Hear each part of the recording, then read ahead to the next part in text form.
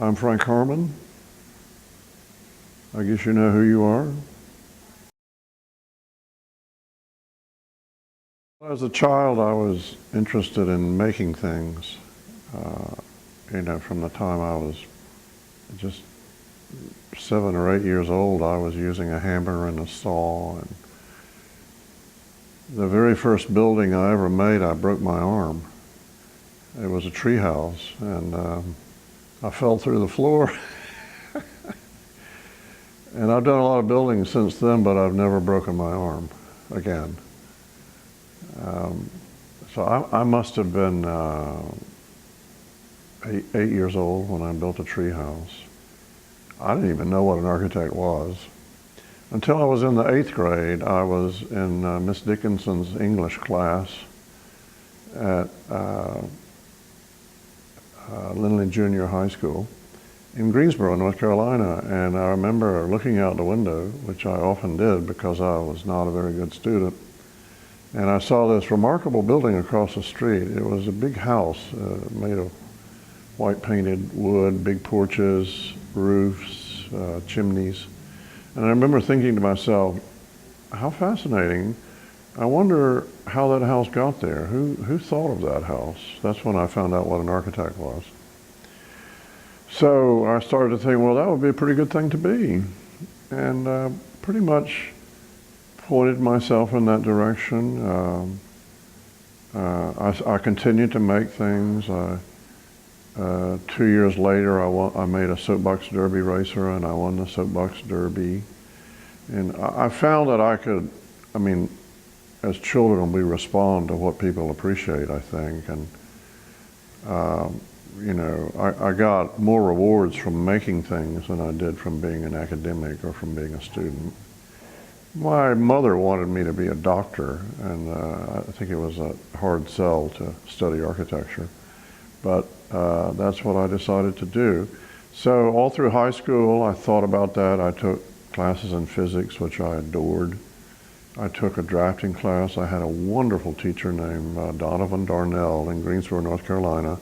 Turns out Donovan Darnell taught 3 or 4 of the best architects in North Carolina. We didn't know each other then, but his drafting class was fascinating. And I remember I won a prize at the state fair for one of my drawings.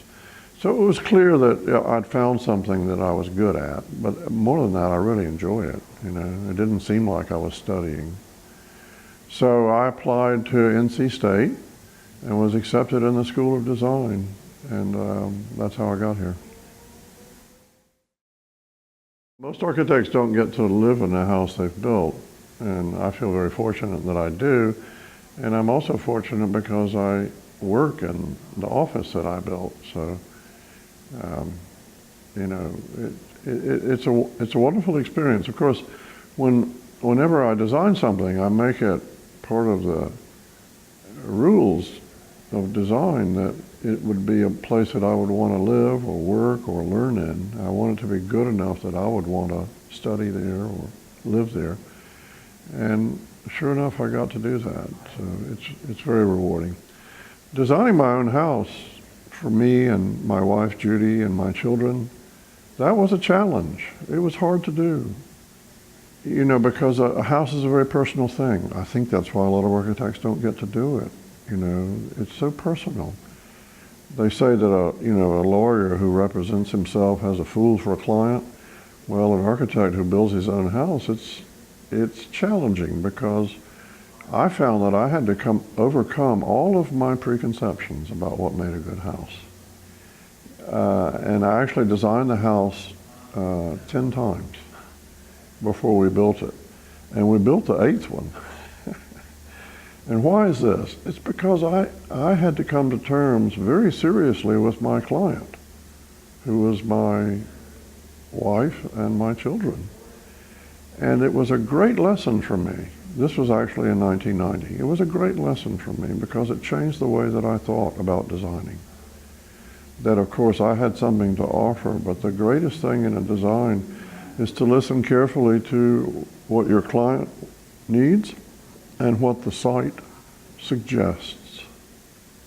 So when I started designing the house, I had this preconception about the site, and my wife, who was studying landscape architecture at the time, gently suggested to me that there was a better way to occupy the site that would allow her to have the biggest garden possible.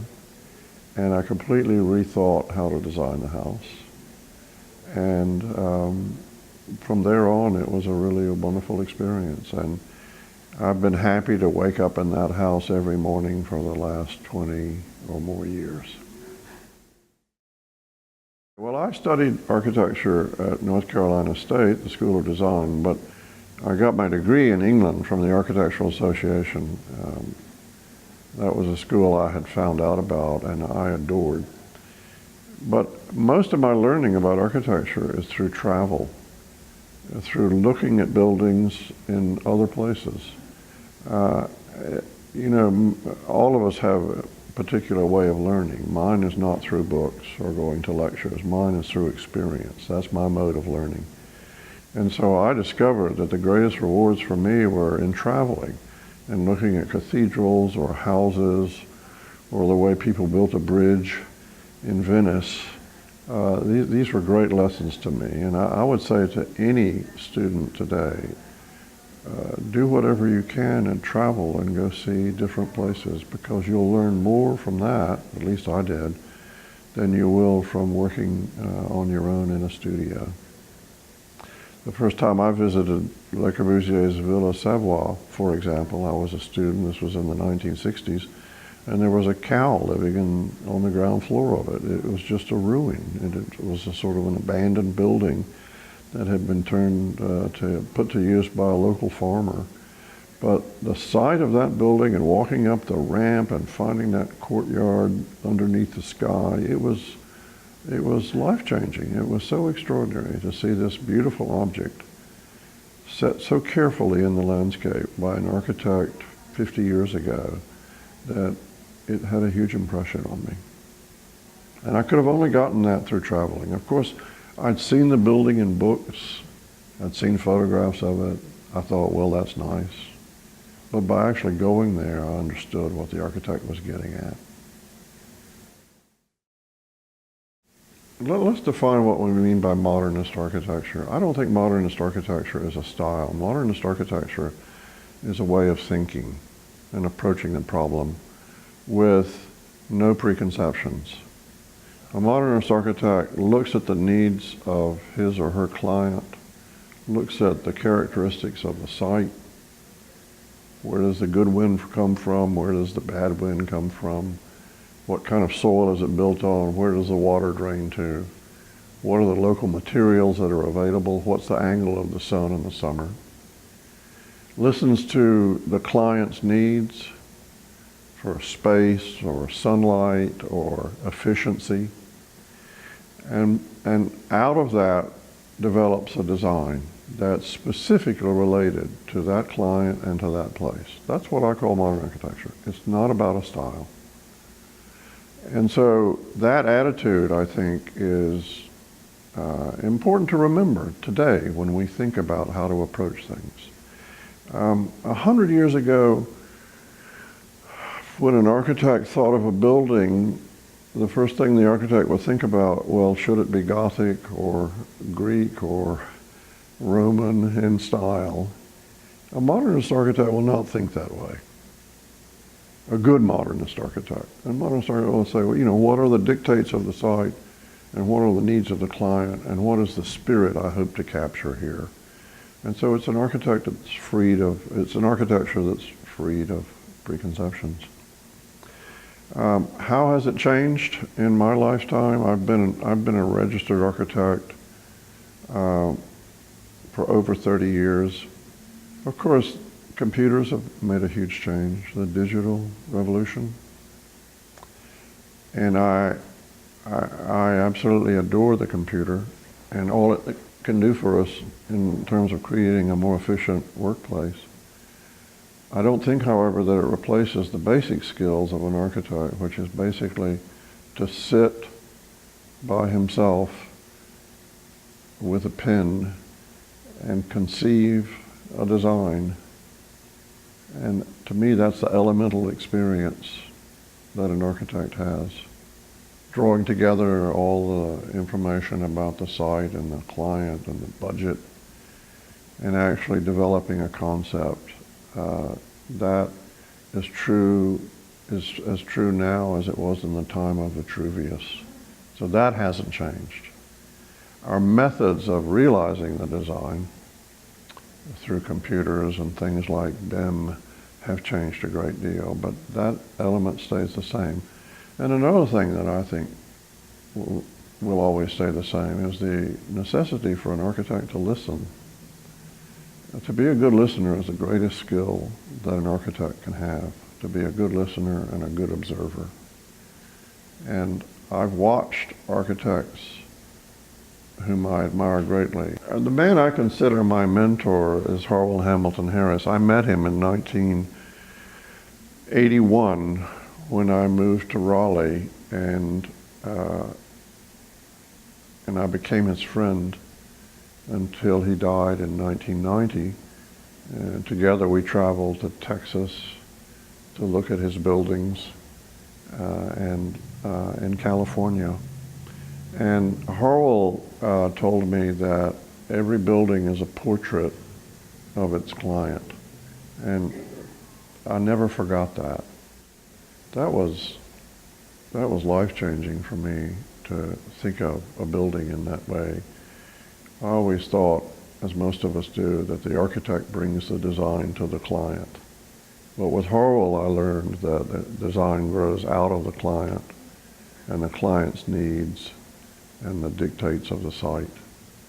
And both knowing him and going to see his buildings was extraordinary. For example, he did a building for a man who was severely disabled. He lived in a wheelchair and he had very poor hearing and poor eyesight. And Harwell designed a house for this man where the guy just seemed absolutely comfortable. You didn't actually realize that he had any disabilities when you saw him in this house, because it was so well lighted that he could see well. There were no, strong shadows. The stairs were so comfortable that he could navigate them and didn't appear awkward. The rooms were very spacious. And I thought, well, what a wonderful gift that is that the architect has brought to this man and has actually improved not just his life, but the way he thought of himself. This particular client wrote to Harris at one point and said, "On good days, your house makes it even better, and on bad days, it's a consolation."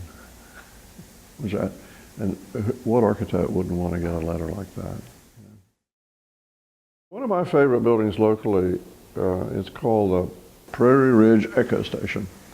It's a project that the Museum of Natural Sciences made here in Raleigh, on the outskirts of Raleigh. And they have about 300 acres of land there.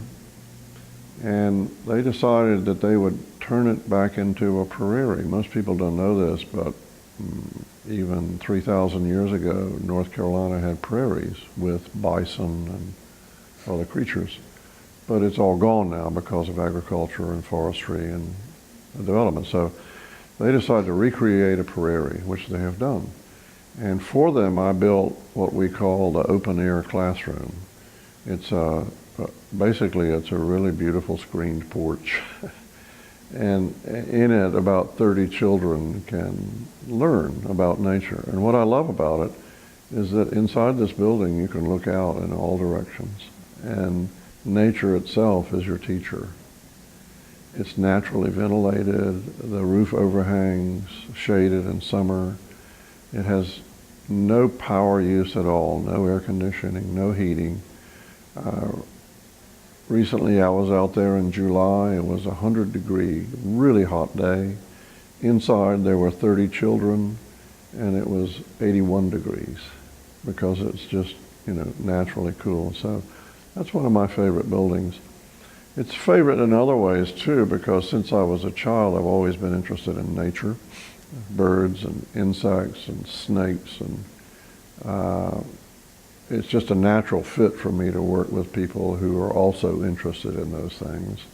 Another one of the really enjoyable things about a project such as that is that every time I went out there, I'd learn something, you know, from one of the instructors or the staff. I'd learn something about how a spider spins its web, or what is the right environment for a particular bird to nest in. So I love that. You know, they say the three most important things in life are to have someone you love, and work that has meaning, and that you learn something every day. And certainly working on a project, I had all those things. You know, some of the most satisfying things I've ever done are the smallest things. In 1988, I built a storage barn for a nursery supply, a garden supply company called the Rake and Hoe.